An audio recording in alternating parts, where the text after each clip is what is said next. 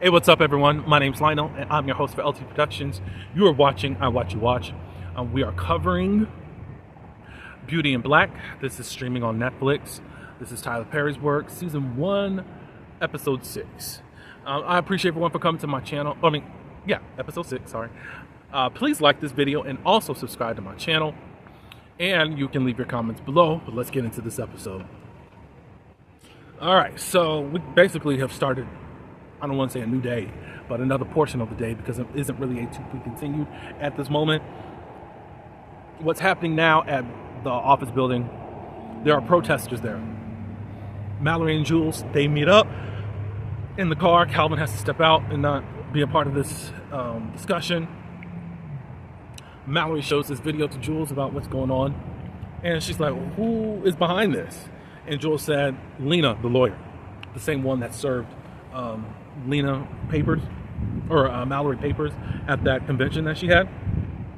I need to talk to you about your aunt. That matter has been handled. Oh, well, that's good to know. Joel says that he thinks that Norman is losing trust in him. I need you to go see Norman. Mallory says, there's one condition on if I'm going to see Roy or not. Who is Roy? Norman or not. Who is Roy effing? Joel says, I don't know. But Joel says, if you go to the hospital, smooth things over with Uncle Norman, I will go and I will find out who this woman is, and I'll give you a name. So, back at Kimmy's place, Angel's baby mama ends up coming back to the place and setting the car on fire. We find out that the baby mama had signed papers and all this stuff. Angel's trying to put out the fire and all that. It's quite ridiculous. Angel comes back in very devastated. Like, my car and my clothes were in there. You know what I had to do to get all of this? Then he begins to cry. And he says the more I get ahead, the more crazy-ish happens to him. Kimmy finally lets Angel know that Rain died. And he's like, what? What are you talking about? She said all that stuff that they had her put in, this fix-a-flat crap. Angel said that they wanted him to do that to his pee-pee, or penis. I won't go that far. I won't say pee-pee. I shouldn't have said it. And he said no. He said another person that's a stripper there did do it, and now his won't get hard. Okay, y'all. He said, look, let's rob this dude and we can go to the DR. And he's like, well, doesn't that require passports? They took our IDs, Angel. So, and then Kimmy's going to the logistics on what they can actually do. Like, you're not going to be able to go to his main house and start robbing him. Angel said, I can make him do it. You sure, dude? You act like you really got him on lock. All because he's kind of in love with your body. Kim was like, look, face it. This is our life. This is what it is. We are trapped. And I think part of her emotions are in that way, because it's like Rain was part of her hope and the only one that she could really count on while being in this business. Or slavery, I'll say. Let's see.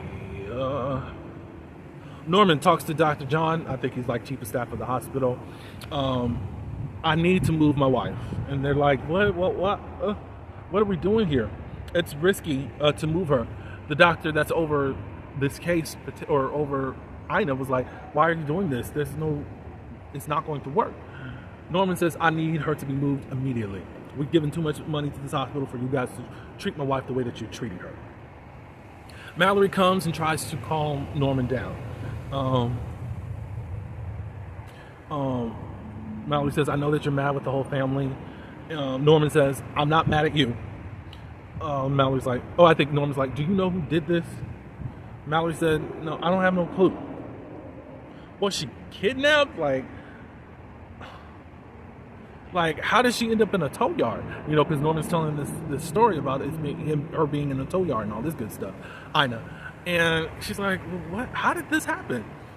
Norman's like, I don't think that I can trust Jules.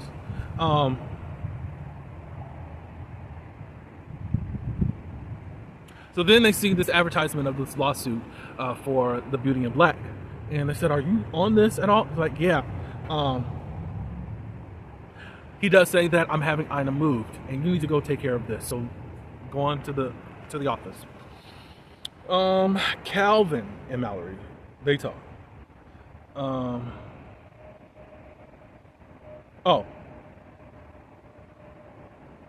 No, I think she's with Mallory and she tells Calvin to go outside while she talks to Jules. Hey, he's moving her and he's lost trust in him.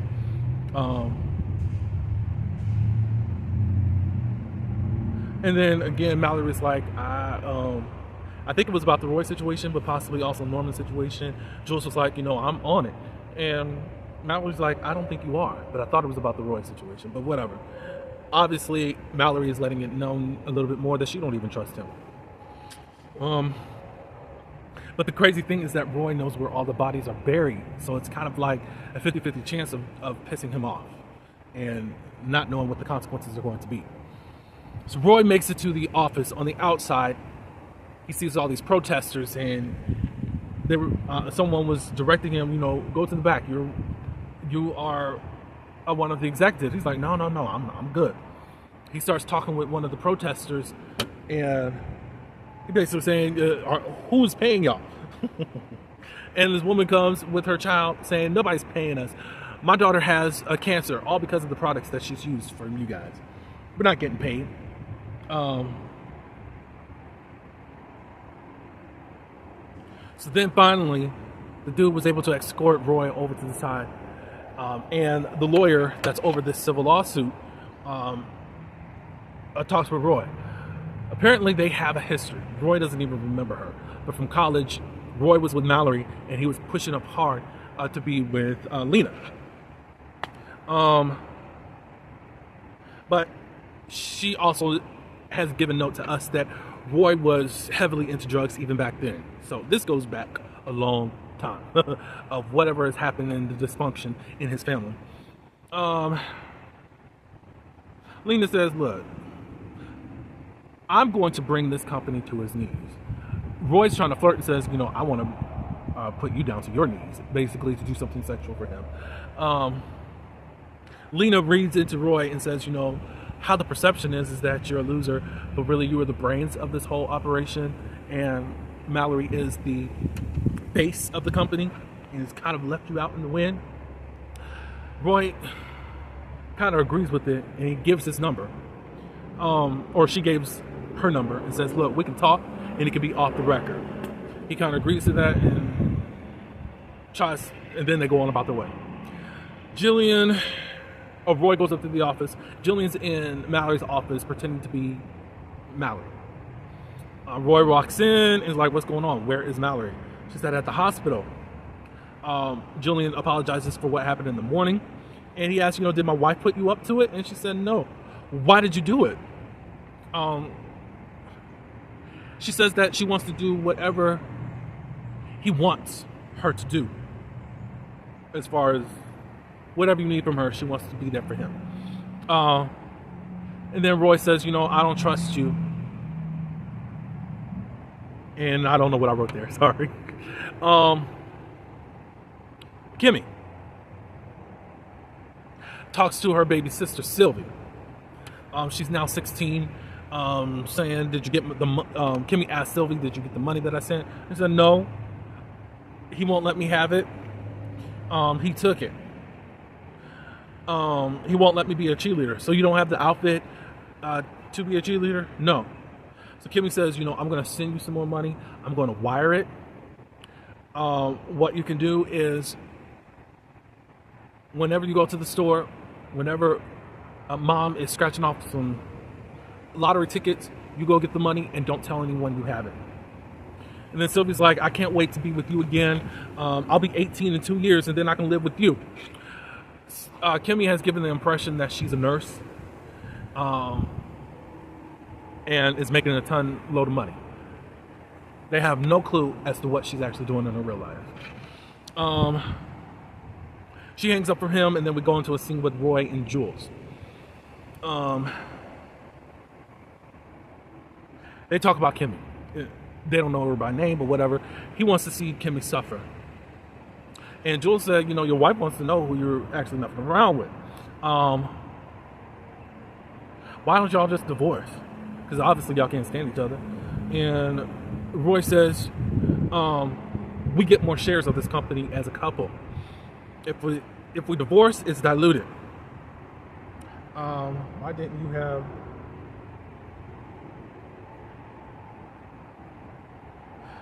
I don't even know what I wrote. Sorry. Roy's thinking about meeting with the lawyer. He's like, I don't think so. You need to let your dad and Mallory handle this. And then all of a sudden, Jules tries to gas Roy up as being the brains of the company. But how does that work? But obviously, Roy is high. Kimmy talks with Angel.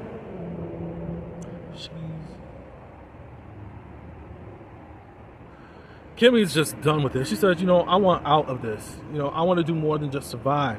Angel was like, let's get your sister first. And Kimmy's like, no, after. But I'm just trying to figure out why Angel all of a sudden is talking about Kimmy's sister. But we'll find out more about that in episode 8. Stick with me.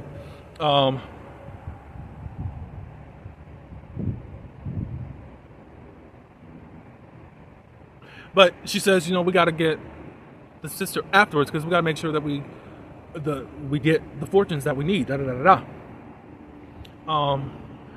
she says that Horace is just different. You know, I think Angel was like, he must be like this jackass. But he's like, no. She reminds him of her grandfather.